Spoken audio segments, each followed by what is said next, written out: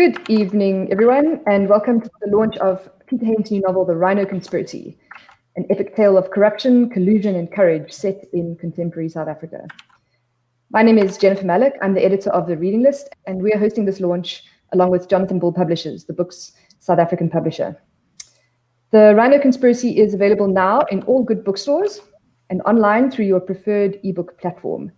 And if you'd like to get a taste of it, I believe the Daily Maverick published an excerpt from the book recently. So if you just search the Daily Maverick site for The Rhino Conspiracy, you can get a feel for what the book's all about. Please leave your questions for Peter in the comments section wherever you're watching this video. I will pass those comments and questions on to Peter during our audience Q&A at the end of the launch. So whatever you want to know about the book, the story, the writing, his writing process, how the book got published, any kind of question like that you have, please just leave it in the comment section, and we'll get to it at the end of the launch. Joining Peter to discuss his new book this evening are Ronie Kasrils, Dr. Luthando Dziba, and Ferial Haffajee. Let me do some introductions. Peter Hain was brought up in South Africa and moved to the United Kingdom when his anti-apartheid parents were forced into exile in 1966. He was a leader of the anti-apartheid movement and the anti-Nazi League during the 70s and 80s, a Labour MP between 1991 and 2015, and a senior government minister for 12 years. He chaired the UN Security Council, negotiated international treaties curbing nuclear proliferation, banning the trade in blood diamonds, and the 2007 Northern Ireland peace settlement. And his is the book that we are discussing this evening, The Rhino Conspiracy. It's a novel. Dr. Luthando Dziba is the managing executive for conservation services at South African National Parks, SANParks. His research interests include plant herbivore ecology, land use change, woody plant encroachment, and invasive alien plants and their influence on biodiversity and ecosystem services. That is quite a mouthful. Dr. Dziba serves on several advisory boards, including the Wits University Global Change Institute and the South African National Biodiversity Institute boards, research development, and an innovation committee. And he's going to tell us a little bit about rhino and rhino conservation this evening, I believe. Ronie Castrol is a former ANC underground chief, ANC minister under Nelson Mandela and Thabo Mbeki, and the author of numerous books, including his youth biography, Catching Tadpoles, and A Simple Man, Zuma and the Zuma Enigma. And our moderator this evening is Ferial Haffajee, a South African editor and journalist who's currently associate editor at the Daily Maverick. She's published a best-selling book called What If There Were No Whites in South Africa? And in 2017, she was awarded an honorary doctorate from the University of Free State for her journalism. And that's it from me. I'm going to hand over to Ferial for the launch. Enjoy the conversation. Thank you very much. It's lovely to be with you all this evening. Congratulations, Peter Hain, on your 23rd book. I strongly recommend it. I read it in the Kruger Park last weekend. Perfect location. You don't have to be there to get it. Very great sense of place, and it moves so fast. I thoroughly enjoyed it. So, Peter, it's a swashbuckling and exciting whodunit. It's got rhino poaching, state capture, political. It's a political thriller. What was your inspiration, and how long did it take you to write this book? Well, thanks very much, Ferial, and thanks to Ronie and Luthando for being with us this evening, and to everybody who's listening and watching in. I read thrillers in my spare time, and although I've read over 20 non-fiction books, I wanted to try try this, and the inspiration really came from visiting with my wife Elizabeth Tula, a game reserve in KwaZulu-Natal, quite near inland from Richards Bay. And we came upon these rhinos chomping their grass and leaves and so on. And they had 24/7 armed guards on them. And then quickly the rangers started explaining the reality of the war zones that these rhinos face. And that started me thinking. And then I started researching. I didn't really know enough about poaching and the international crime behind it. And then I became increasingly aware also of the corruption under former President Zuma and the state capture. And that, bringing the two together, I thought, well, because, the rhino poaching, Ferial, happens because there are crime syndicates and political corrupt politicians protecting them. And so I was wondering from the book, is it true that the rhinos have armed guards near to them 24/7, or could you just explain that to me? Because I thought that was part of the fiction. I didn't know that. Huh? Yeah, when we were taken to see them, I don't know. Yes. Luthando will know whether that's true in all game reserves. But they were they first of all they said there are armed guards protecting the rhinos. You won't be able to see these guys unless we signal to them, and then we couldn't see them when we arrived. And they're there literally every day, every hour of the week, working on shifts, because as one of the rangers explained, this is a war zone, and you've either you've got poaching all the time trying to kill these rhinos. And I think I didn't understand really how serious it was, and that at the end of this crime, political corruption chain, often in Vietnam or Hong Kong or China, you've got rich elites who have the powder ground down for them, and they use it as drug substitutes, aphrodisiacs, hangover cures, all these mythological things, and they pay more than for an ounce of rhino powdered horn, more often than the price of gold. Gold. So that was clear. It's big business. Huge, and it's happening. I'm very keen to hear more from Luthando in a few moments. But Ronie Castrils, if I may come to you, I must say, when Peter wrote about the veteran living in Kalk Bay, and I won't give away too much of the plot, I thought, I know who that is. Former Minister of Intelligence, fabulous raconteur, freedom fighter, guerrilla, and also an author. So how do you and Peter know each other? And could you give us your sense of the book, because you've also read it? Huh? Well, it is a riveting, and welcome. It's a riveting, nail-biting read. Okay, yes. It's a better phrase than page turner. You bite your nails with this book. I'll come to it in a minute. I first met Peter's wonderful parents, active liberals out of Pretoria, but I met them soon after I arrived in exile, as an exile in London. And we were in an anti-apartheid movement meeting together with his mother and father. And I really came to respect them, as a lot of communists didn't respect the old-style South African liberals, and a lot of the old-style liberals of South Africa didn't respect the communists. When Peter wrote his book about his parents, I was bowled over, and I could see what a wonderful writer he was. When Peter was doing his wonderful subversion of apartheid South African sport particularly, I had moved into the frontline states based in Angola, Mozambique, all these places. So I only really met Peter after 93.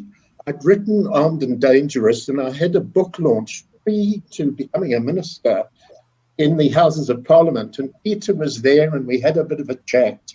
It was much later, probably another 10 years, that my friendship with Peter, he was coming to South Africa, I think as a junior minister in foreign affairs at that stage, Peter first. And Aziz Fahad and I had a lovely luncheon with Peter and then the then ambassador from the UK at one of these lovely Cape vineyards. And we really got on. But it's sometime later in the UK, post being an ex-minister, that our friendship really blossomed. And that came about through the London recruits who were having a reunion, people I'd recruited to send in and out of South Africa. And Peter became a champion of the London recruits as they were now exposed to the media and the labour movement in Britain. And he's been a champion of what they did. In short, he and I, and with his wife and my wife, we became great friends. Every time he came to South Africa, and this is where there's a pale imitation of the veteran in the book, because this man, Lord Peter Hain, who supports Chelsea, makes the veteran for Chelsea fan. I'm an Arsenal fan, so there's no comparison. It means it. False spade, preying on his interaction with me, which was wonderful, always meeting them there. I live up in Joburg now. I always attend his lectures for business school. When I'm in London, this man on my 80th birthday, I happened to be in London and my chums there gave me a party. Lovely. Peter arrived from Wales, came into London to attend the 80th birthday. So you can see there's a strong bond between us, apart from football, where we enemies. Okay. I absolutely am infatuated by the book Luthando. I have been in game parks, but from the time of Angola and being in the bush, I hate going in the bush these days. I've done it all. Now and again I do Luthando. But Peter had asked me to read the original manuscript by myself. So I had a look at it then, made a few comments, didn't say anything about Chelsea football. I'm not and I've described it as an absolute nail-biting thriller. What Peter has managed to do, and saying it to you, a maestro of the media and investigative journalism, is that he's blended majestically Luthando, the rhino aspects, the elephant poaching, the beauty of the South African panorama, our flora, our fauna, the seascape, and brought that seamlessly into a most powerful, riveting plot with strong characters, colorful characters. The empathy you show, Peter, for the enemy side, the side the veteran struggling against, is so important, because it's looking at the Jacob Zumas, dare I say, even rascals like the Guptas, and people like Piet van der Merwe in the novel, who's involving the poachers from these stricken villages around the parks. And he actually manages to bring out something of the humanism in these rascals, which is an important aspect. But he's on the side of the angels. And everybody I know, from the London recruits, Peter, who are all reading the book, to Amina now, I gave her the book today, having got the printed copy just 2 days ago. So I quickly read it again, and it is that page turner, Peter. I read it in a sitting and a half.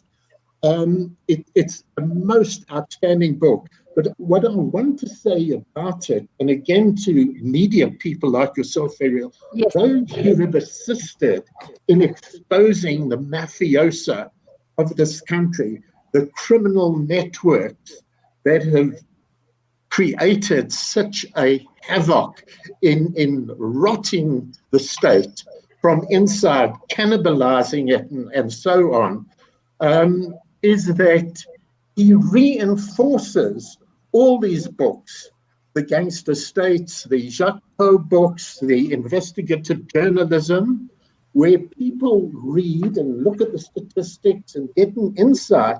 But what he does is he brings the art of the thriller novel to engage people. And let's face it, at times we become overwhelmed by the investigative statistics, as vital, and that's the front line, the exposés through the courts and the prosecution agencies and dealing with corruption at the highest level. But a novel that can actually reinforce it, or let's say, and I don't like the word common people, the every man, the every woman, who will get, I would say, that reinforcement of where they don't read the Maverick and they don't read the political tomes, but they get a remarkable insight into what has gone wrong in our beloved country. So it's a brilliant book. What a lovely review. Thank you. Luthando, did you have a chance to read the book? Yes, of course I did, and really thoroughly enjoyed it as well. I want to congratulate Peter as well for an excellent exposition, I think, of Africa's and South Africa in particular's biodiversity in its, I think, glory. And I think that when you go down, the book and catch all of the aspects about, the experience of somebody visiting the nature reserve and the suspense, in anticipation of seeing, these majestic animals, whether it is elephants or it is rhino or even, the simple and most common impala, Yes. it is, just very detailed. And I think, I could tell that Peter wasn't writing this just from an experience in Wales, but from actually being, here Clearly. and experiencing it, himself. I also appreciated a lot, the account about, and I think captured in a very sensitive way about rhino poaching in a way that acknowledges, the roots of rhino poaching in corruption and criminality, but also how it also entangles, really ordinary, people who are trying to make a living, coming from the villages and places around national parks and other nature reserves, but find themselves trapped in poverty, unemployment, and being really susceptible to syndicates that use them to harvest rhino horn illegally. I think it was a beautiful narrative as well of all of the linkages, from the park or the nature reserve all the way, to these markets, Asian markets, where this horn, as Peter reflected, is being used by the elite for recreational purposes. Not, I think, even having a sense of the impact it's having, on a species that is being decimated, gradually, day by day, and of the livelihoods that are at risk, because there's so many livelihoods that are attached to the existence and the presence of, South Africa's wildlife. Many nature-based, tourism businesses, many other economic activities linked to that. And I think the book captures in a very, poignant way how, activities that might seem far, from, South Africa have a huge impact. And I think in biological sciences, we talk about teleconnections, where basically demand so far away from, a place, influences things at such an intimate level, at a local level. So I think it's a beautiful book, and it's really nail biting. So much, tension. I'm not a student of politics, but I really enjoyed the narratives as well. I did recognize the veteran in the book. Yes, yes. Who's he then, Luthando? You're not going to out him, are you? No, I won't. Fictional character. But thoroughly enjoyed it as well. I thought you were the Ranger Mkhize in there, hey, Luthando? But apparently Of not. course. Yes. So what I wanted to ask you is, in the book, Peter hints that the Kruger has done quite well at its anti-poaching measures. And I wanted to see whether, I don't want to give everything away, but whether you've also had to use snipers, etc. Because I'm just beginning to love the parks, but when I went last week, I didn't see the armed guards there. Hey? And what is beautiful is that after lockdown, the animals have taken back the park, and I felt like the evilness of the humans had been pushed out. Maybe one good thing about COVID, I wonder if you could share some insights of your methods that is working in the SANParks parks. Huh? Yeah, I think one of the things that has worked for SANParks is perhaps a more integrated approach to dealing with rhino poaching. Okay. And I don't think we can claim to have arrived. And I think Peter is very kind to acknowledge the progress that has been made by SANParks and even perhaps other agencies managing rhino across the country. But I think the integrated approach recognizes the value of technology. He mentions the meerkat, which is, yes. An incredible, technology for basically tracking and detecting, movement. We've got, a wide range of technologies that get integrated into what we call See-More, which is a CSIR-developed platform for seeing everything all at once, from gunshot sensors to sensors that monitor people, crossing the boundary illegally in areas where we have trackers, to basically, information that is integrated from other platforms. And I don't think, I don't want to give away a lot in that regard, but I think, you've got that, and you've got rangers. I think, the human interface in that is really important. And I think we always take our hats off, to many, hard-working rangers who go out basically in harm's way to protect our wildlife. And perhaps not very obvious or not quite acknowledged in Peter's book is actually the dogs who are basically doing an incredible job with rangers, of course, particularly in tracking, poachers, and they do an amazing job. The people that work with them, credit them with a significant amount of tracking and capturing of poachers, within places like the Kruger National Park. And I think one of the areas where we are putting a lot of effort is actually working with communities. And we see this as an important part of basically building strong relationships with the communities neighboring national parks, for them to feel a sense of ownership of these areas, for them to see the value and benefit of having, species like rhino, like lions, like elephants, in their, national parks. And the fact that they bring so many people who pay and contribute to the local economies in those areas. And I think when we have this integrated approach, we think that it adds a lot. It brings everything together in a manner that helps us see the levels of success that we've seen in trying to combat rhino poaching. The only thing I'd add, Ferial, if I may briefly, please.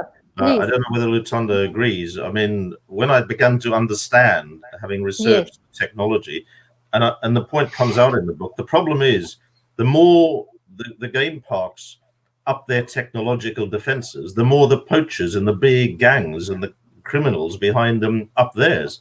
So a game park maybe gets a drone. I know there are regulations over that, but then the poachers use drones. So, it's a kind of, I don't know whether you agree, Luthando, it's a kind of war over technology as well, isn't it?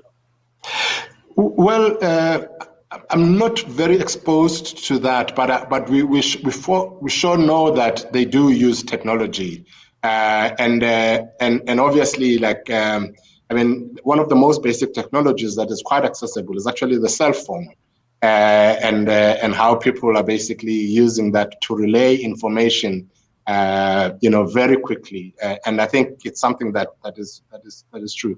The other part that is also in the I would say the kind of guns they bring, which we can't keep up with, people bringing in AK-47s into national parks and dealing with rangers that are basically like, carrying rifles that are, don't have the same, firing power. And I think that we probably, I'm sure, Peter, in places, particularly in the smaller reserves, they would definitely use drones. And I'm sure even possibly, in places like Kruger, because you've got communities and households living right on the boundary of the national park. And instead of going through the fence and be detected, you can actually use a drone to possibly, spot rhino. We are trying to be a step or two ahead of them every now and then. The technology is released, and we are trying to be quite, responsive to technological advancements that allow us to be ahead of the game. But I definitely can't rule it out, Peter. Thank you. Peter, I wanted to ask about your writing process, because there's so many wonderful characters, and it moves. It's in Britain, and then it's on the game reserve, and it's in Joburg, Pretoria, Kalk Bay, Cape Town. Could you share with us some of your writing process and how long it took you to do it? Because it's a big story. It's painted on a large canvas. Well, I told you about the origins of it. It took me probably the best part of 2 years, because I'm not a full-time writer. I'm not like the big thriller writers who can churn a new one out every year. So it took me a couple of years, but it involved a lot of research. I think most good thrillers do involve research. But the characters, I thought, that's what I found most challenging, because, you and I write non-fiction. You're a journalist. When I write, I'm mostly non-fiction books, the 20-odd. I think the characters were partly people that I knew. I'm not admitting as to whether anybody I knew who's in the book is on this program or not. So that you will recognize, probably many of you will recognize Justice Samuel Mokajani. Very clearly. So there were characters I knew that I made fictional characters, and they did things that they haven't done in real life, including supporting Chelsea in the case of the veteran. I found that, and I'm grateful that people think the characters work, because I found that most challenging. The most interesting character for me was entirely created, except her grandmother was a black woman we knew in Pretoria, very close to our family. I make Thandi Majeke, who's like the main heroine of the she was. I was trying to kind of capture her, and you're probably better able to say whether I managed that, Ferial. But as a idealistic, strong, very feisty young woman who is very impatient about a lot of her generation. So that was the one that I found most challenging, and I was just going by instinct to try and create her. Oh, I found it quite resonant, and I thought maybe that's why Stembile Mbete was on. I love her. I love the quality of her politics, her bravery, etc. That was very nice.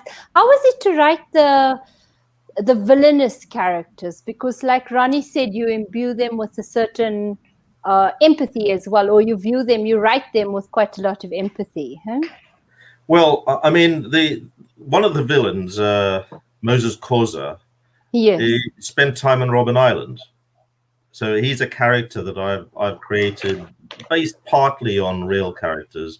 So he comes from the freedom struggle with an honorable historical record, and then he gets drawn in to political corruption, and it becomes a lifestyle thing. And he's uncomfortable with it on the one hand, but he's also benefiting from it on the other. So I suspect, I'm just looking at my iPhone because I've got a vote in the House of Lords.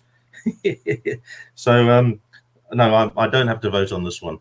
I vote on my iPhone. This is the modern House of Lords. Oh, wow. Okay. Like American mail-in voting. So where was I before I devoted myself? You asked me. Oh, yes, you said you're telling us about Moses Khoza and how you developed your characters. So what happened to him? And then the other villain, Piet van der Merwe, he's a really nasty bastard, if I could say that. But, he's got a very sick wife. and he's caring for her. So, you know, and I tried to kind of, because you can paint people, and Ronnie made this point earlier on, you can paint people in kind of stark terms. Yes. But actually nobody is 100% bad. I mean, even really horrible people probably look after their dogs properly. So, you know, even if they are terrible to their fellow human beings. So that's what I tried to enter it through that prism, but also to try and understand, because it's a question I wrestle with, to try and understand I'm just voting at the moment. Sorry, I'm just doing this. I'll finish it off and then I'll be working. Try and understand why. It's like active politics. I love it. Yeah. So I've just voted. They don't call it yes in the House of Lords. They call it content. So are you content? I'm content because it's a Labour amendment. But why has this corruption happened?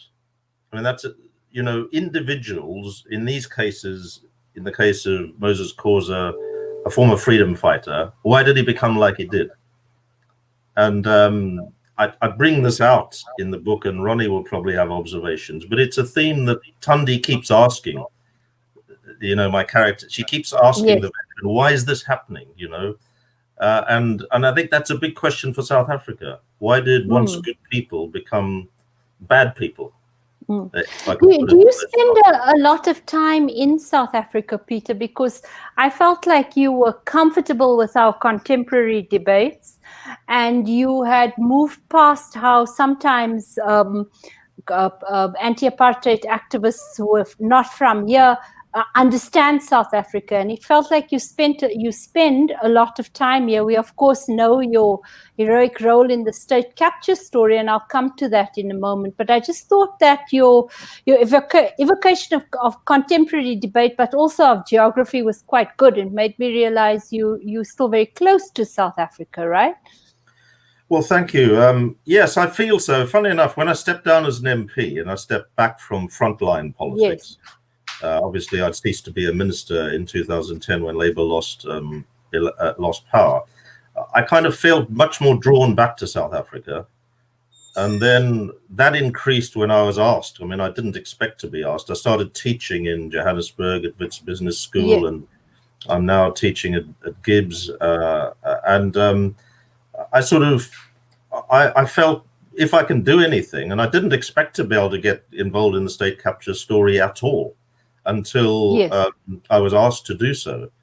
And, you know, seeing Ronnie, as he said, every time I come back, trying to understand his perspective on, as a leading figure in the ANC in the past, why what had happened, and just feeling more drawn to the country. I mean, I love visiting. I mean, it's the country of my origin. So in a sense, having been transported unwillingly, as we were as a family in 1966, into exile, and never expecting to go back, and now having more time to go back. So Elizabeth and I, you know, really love coming back when we can. And well, in her case, it's not coming back, it's coming out. But so yes, I have been spending much more time, and I've got, you know, good cousins that I'm very close to, particularly Liz Smith, my cousin, and her husband Kent, spend quite a lot of time with them in Noordhoek, and where they live. So, you know, we've got good friends. We've got very good friends, some of whom you will know, Ferial. Yes. Oudendal and Zora Ibrahim are very close to Elizabeth and I. So, yeah, there are a lot of bonds that have brought me back to South Africa. Obviously, I love that the Daily Maverick and Amabungani are your go-to media places. Ronnie, I wanted to ask, in parts the book felt like narrative non-fiction to me, because the contemporary story is so threaded through it and then knitted together with Rhino poaching. Do you feel that worked for you in telling it? And I mean, I've got all the big state capture books, but yet I found this one really easy to understand and easy to read. And therefore, do you think it has, for me, it certainly has had, Luthando, like a consciousness raising, like I feel I must do more about rhino poaching, for example. Ronnie, what do you think? Huh? Yes, absolutely. I agree. And Peter does that brilliantly. You'll recall that when I gave my initial review, I said how this book reinforces everything that's been done in terms of non-fiction, investigative journalism, etc. And it's so entertaining, which we know from creative art is such a powerful tool of raising people's awareness. Yes. And this is where I would say the book does so much more than just an entertaining thriller, because it's just a wonderful form of entertainment. Peter writes very elegantly indeed. And it also deals with our state capture story very well. Absolutely. Huh? So coming into this, I'm going to actually start in a little bit of a back to front way with a small character in the novel, and it links into Luthando and the need to protect the animals, the elephants, the rhino. And Peter focuses in on a form of sort of grassroots capture.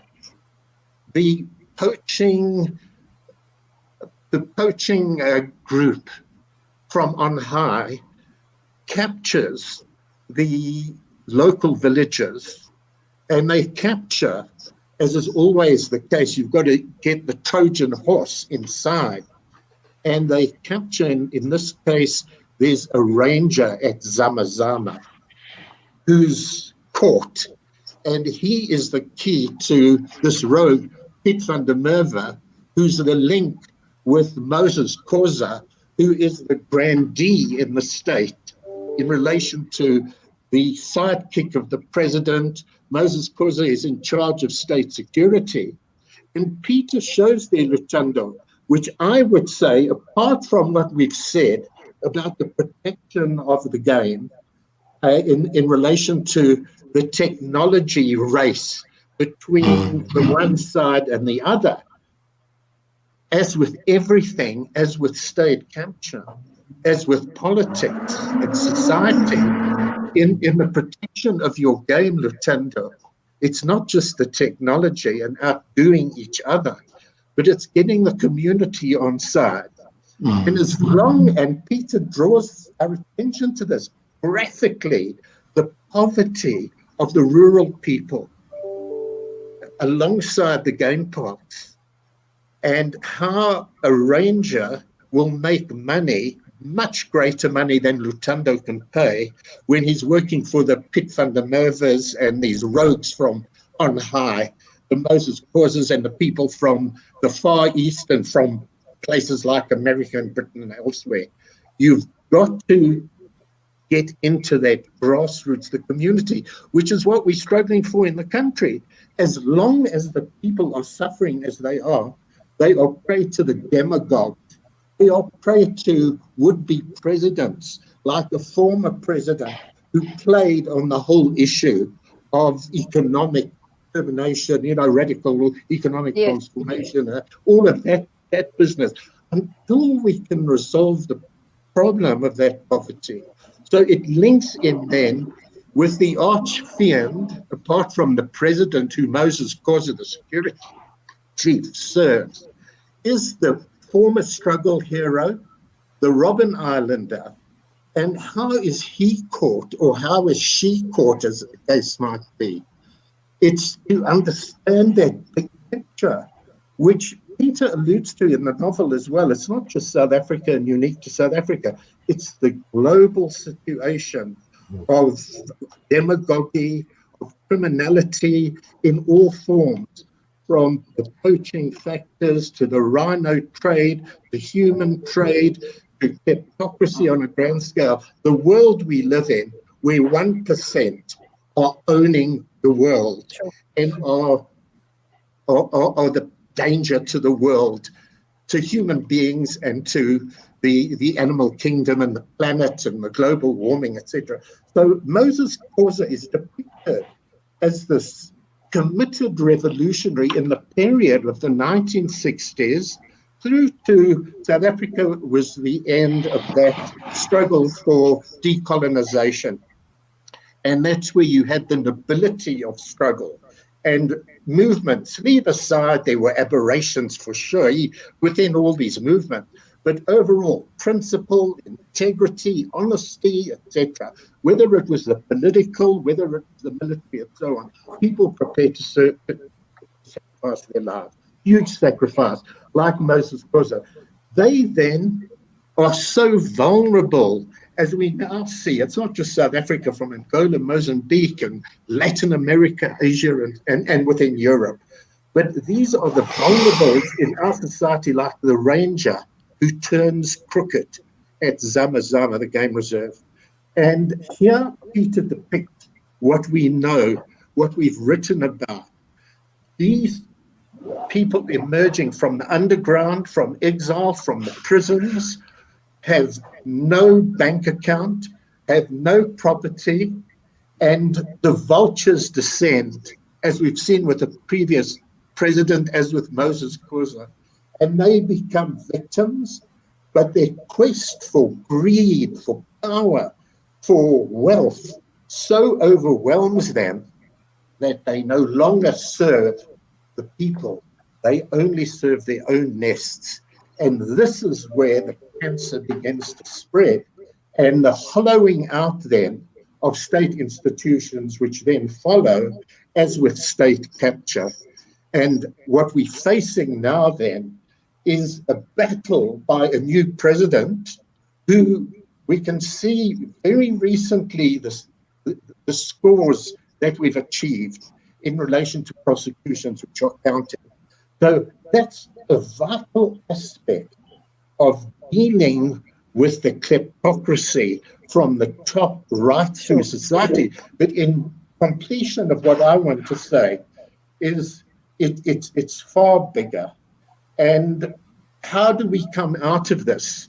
The one aspect is what the president's attempting to do against huge odds, to strengthen the prosecuting authority, to strengthen the investigation aspect, to clean up these aspects of state, and to get the state on a keel again. And it's a struggle within the ruling party for sure. I want to just hold this out, which Peter doesn't quite deal with, and I'm not saying he can deal with everything, but how do we now, Peter, and it's perhaps another novel, and I think you're on for a new career. Remember that the first time you write a book and the first time you write a novel, the next time is twice as easy, and so on. It won't take you 2 years. You'll get into producing like Le Carré, 1 a year or whatever. But I want to say, Ferial, I want to throw this out. Yes. On the one hand, it's this ensuring that we get the prosecutions and that the charges can stick, and we make this the year, as a famous bishop of the country has said, we've got to move towards seeing people in orange overalls. But you know, corruption throughout the world goes far deeper than even the best of the state investigation and prosecution. Sure. I think we really now have to start a discussion about moving towards an indemnity aspect, where you see you've got to hold out carrots. But Ronnie, before we come there, I want to do the book a little more, if I may. I'll come to the questions we were now. Finishing. No. But thank you, Ronnie. Luthando, I just want to ask this. So I thought Peter captures very well. There's Thai dealers, there's the Vietnamese embassy involved, which we know from Julian's research and from your work, that is how it worked. At one point, there was really interesting campaigns about trying to stem the demand by working with Southeast Asian and Asian people to stem the demand for the horns that way. Have you been involved in that, and has it been successful at all, or is it just an insatiable demand for rhino horn? Well, I mean, there have been organizations that have partnered with the South African government to try and deal with demand management in East Asia. Yes. I think and a big campaign really is to try and bring in the narratives about, rhinos and their values for the for the people of the world, not just for South Africans.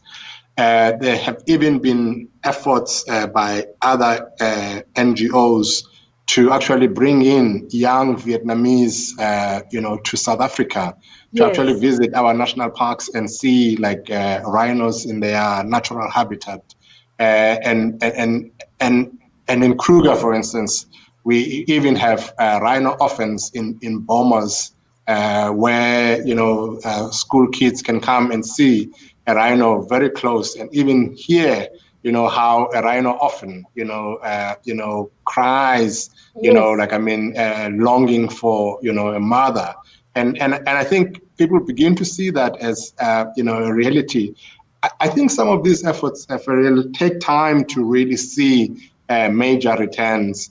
I think the only slowing that is major, that we've seen in rhino poaching was during the period of the hard lockdown, and we think that was partly because you couldn't move anything, nobody could really move around, but we are starting again to see increased effort in poaching post lockdown. And I think it suggests that the demand is still there, and it's something that we can't relax. We need to continually be fighting. That's really interesting that it obviously because people couldn't move, so that was one of the positive outcomes. We have quite a few questions, so I'm going to let Jennifer back in so that we can get our guests to have a say as well. Jennifer, you want to come? Thank you. Thank you very much. Yes, I want to start by I've got quite a few wishes from all over the world, so I just want to show you some of those messages. Please. This greeting from Ken Keeble, greetings from Somerset, England, from one of the London recruits. Glad to see us mentioned in the book. Oh, very good. Bob says, hi, Ken, and all author of the London Recruits, an amazing book from a prolific author on his first adventure into thrillers. And there was another London recruit that commented as well. Let me see if I can find him here. Bob Newland, yeah. Will Gee, hello, from another London recruit. And then, Bob Newland says, Peter also hosted the launch of our book, London Recruits, The Secret War Against Apartheid at the House of Commons, and described us as the largest group of subversives ever gathered in Parliament. I just wondered if you'd like to talk a little bit about the London recruits in the book, seeing as you've got so many comments from well, they're based on real people that Ronnie organized and recruited, and there are some of them, and they did incredibly brave things at the height of apartheid, being flown into the country or going across the border in other ways. And what were they doing? What are they called? Suitcase bombs with leaflets that exploded out of suitcases. It wasn't going to kill anybody or endanger anybody, but propaganda things to show that the ANC was still alive at very tough times. We're talking, what, 1970, that kind of time, Ronnie? Yeah, exactly. And the veteran was recruiting the London recruits, and how that happened is described in a very simple way. But there is a book called The London Recruits, which has got the stories. It's absolutely fascinating. And I think there's a film being made, isn't there? Yeah, documentary. Yeah. Should be out at the end of the year. Yeah. Subject to COVID. So yeah, they were important, and I knew nothing about them. Absolutely nothing about them. Until the story, was exposed, 10 years ago for the first time, Ronnie? Yeah. Even those of us at the heart of the anti-apartheid movement in Britain knew nothing about their role, which is actually very good, because that's what they were able to do, these very brave things, without even us knowing that they were doing it, which is how it has to be. Absolutely. Jennifer, any other questions? Yes, I just want to, there's some congratulations. Zelda Lacranci says, congratulations, Peter, with a wonderful book, another page turner. Thank you, Zelda. The non-fiction is page turners too, which is always good. I think I've already done that question. Here's a long question. It's a little bit to cover up some of the people on the screen, but I'll just read it and then I'll take it down. Tamara Lepine Williams says, as I understand it from rangers, there can be anything up to 45 separate poaching units in Kruger on any given night. Policing it is near impossible, particularly with the lack of will to make poachers and their cohorts accountable. How close to reality have you made your fictional characters? You spoke a little bit about that, but maybe you can go into it a bit again. I'm thinking of Ministerial State Security David Mahlobo's links to well-known trafficker who was allowed to escape by the Hawks. I suppose the question is, why did you make this a fiction when there is so much reality? Well, because I thought that was the best way to tell the story. I mean, other people far better equipped than me have written, Peter Louis Myberg and others have written about state capture, Jacques Power, Ronnie as well. I mean, I think it wasn't my business to do that, but that's the reason tomorrow that these characters are fictional. But I mean, some of them are around, and you mentioned one of them. Anything else, Jennifer? Yes. Asanda Mola says, thank you for a fascinating conversation. What kind of research did you do for the book, and how did you get into the mind of the character of Thandi, who on the surface is so different to you? Lovely question. Well, Asanda, I'm not sure whether I can answer that. Looking at your picture, you sound to me more like a Thandi figure than certainly any of us on this program.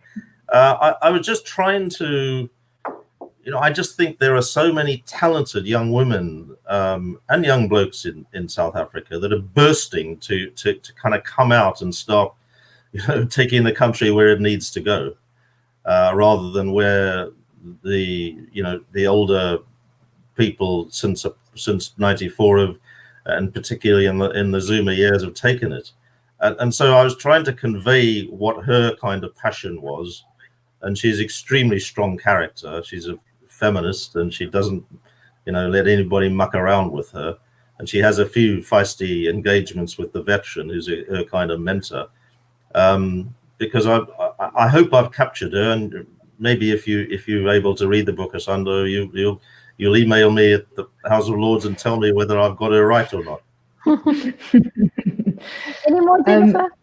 Yes, the fascinatingly named Dollar Bill Stern says, I understand this is not an investigative journalism stuff or something like that, but I just wonder, did you perhaps pick up if there is any connection between people who work in the park and the poachers, i.e. people who are likely to share inside information with the poachers?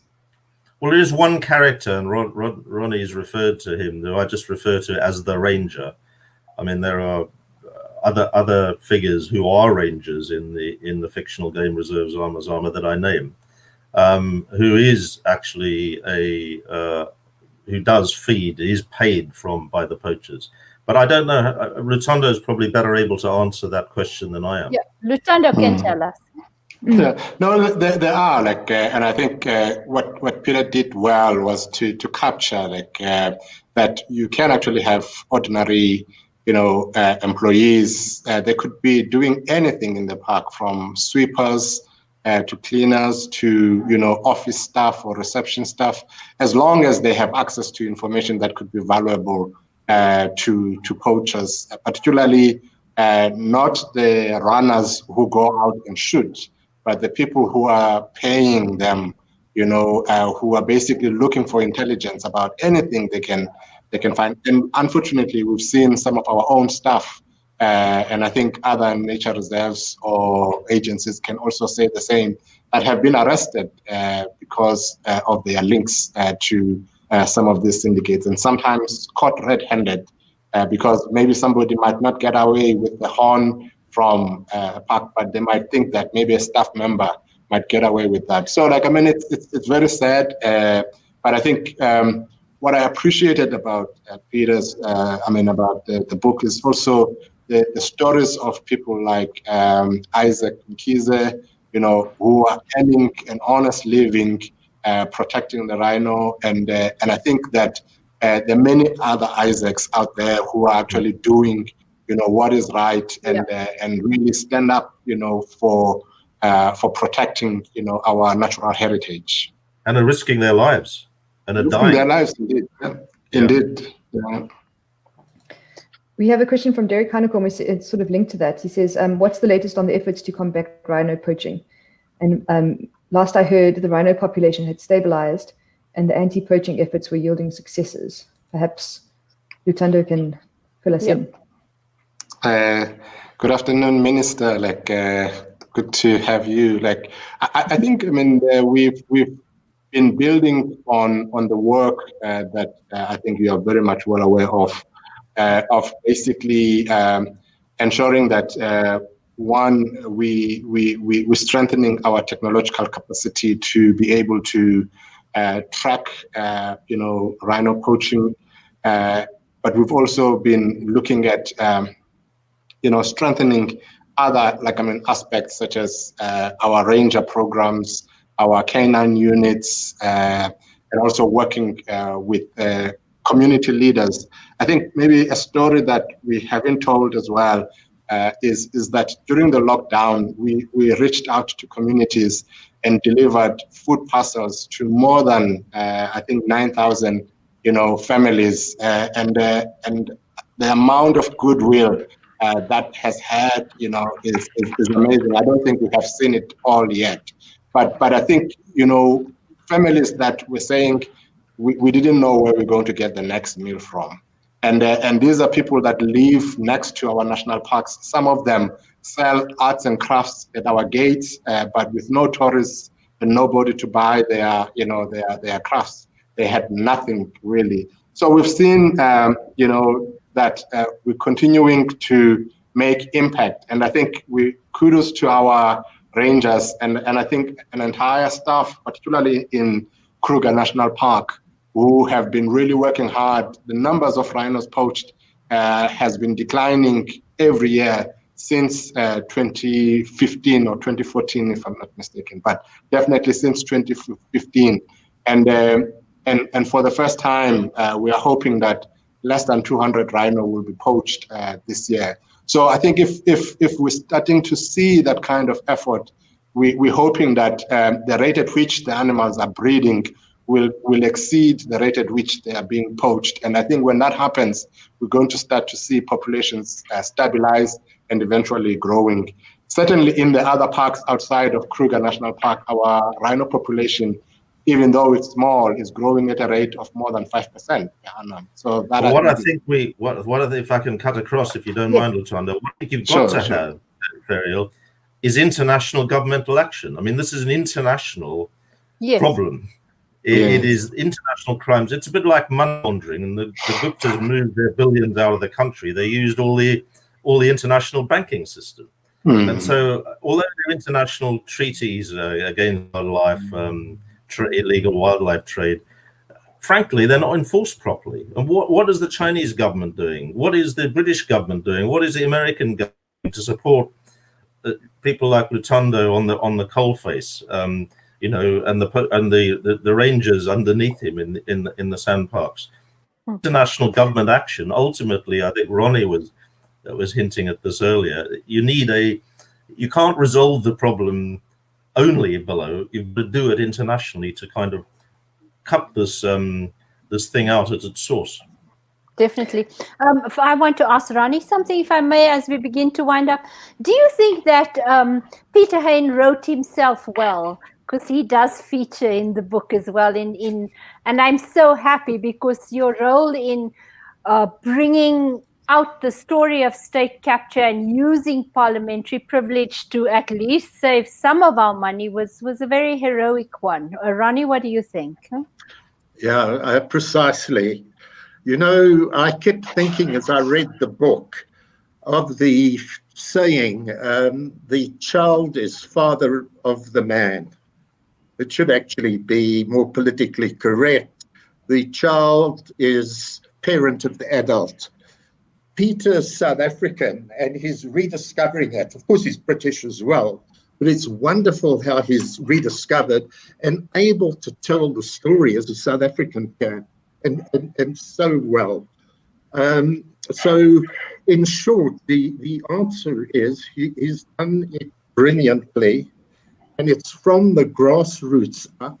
I love some of the references to, Bob Richards is the... I quite like the Bob Richards character. And he's just like Peter, and it's wonderful. I always think of Peter, I'm the awkward person in life. I see Peter as this rather swell character. He's younger than me, and he's in awe of the veteran, but I'm always in awe of Peter's mannerism, that he starts the whole novel tripping over his own feet as he gets in the last second quite delightful. into Parliament to vote. And I thought, my God, that used to be me in Parliament. And his notes come flying. It is lovely. You know, he's loved by these London recruits. You've seen 5 or 6 London recruits who have watched, I think they all are, and they have a background of being socialist, communist, but socialist critical of Labour Party. So brands of what we would call Trotskyists and Stalinists. Yes. And I managed to bring them all together. And it's worked beautifully. Just as Peter, coming back into South Africa over these last years, has made such an impact. And the book, and I'll just finish on making this point, yes, please. I was engrossed by 2 or 3 questions, which were, Peter, why did you not write a non-fiction? But actually, look, there's so many wonderful and strong and powerful non-fictional works about South Africa. It's wonderful and refreshing and strengthening to be able to get the story across to people who normally aren't reading the Daily Maverick, aren't reading Abu Ghangani, the journalists. This will reach tens and tens of thousands more than the work that people are doing in the media. And on that note, I also, Luthando, it was wonderful to hear that we may be turning the corner on rhino poaching, and I hope that the book really helps the international effort. It's a very international book. Jennifer, over to you. So. I think our time is up. Huh? Yes, thank you so much for a fascinating discussion, Ferial. It's well sort of orchestrated. Thank you very much for that. And thank you to Luthando and Ronnie for joining us and sharing their insights and opinions. Was really added a lot, I think, to the discussion. And thank you to Peter for writing such a great book and very nice, letting us all have some time out from lockdown to get away from it all with a thriller about rhino poaching. Thank you, Jennifer, for reading this, for hosting us, and thank you to Ronnie and Ferial and Luthando for being here this evening. I'm really grateful. Thank you, Peter. Thank you very much. Yeah. Thank you to everyone who joined for us. The rhinos. Yep. Thank you to everyone who joined us and left comments. Yeah, viva the rhinos, viva. Viva. And thank you, finally, Jennifer. Thank you all. We'd like to thank Jonathan Ball Publishers for publishing the book in South Africa. If you haven't got a copy yet, it's available at all good bookstores, and you can also order it online. You might get a better deal online, but if you if you want to support your local brick and mortar bookstore, that's also a really good thing to do at the moment. So, it's also wonderfully narrated, if I can cut across, Jennifer, by a South African actor. It's on Audible. Yeah. I did see the audiobook, yeah, and I mean, I think people are really getting into audiobooks as well. So if you're just starting to explore audiobooks, maybe this is a good place to start. And yeah, thank you very much for joining us, and enjoy the book. Good night, everybody. Thank you. Good night. Good night. Thank you. Thank you.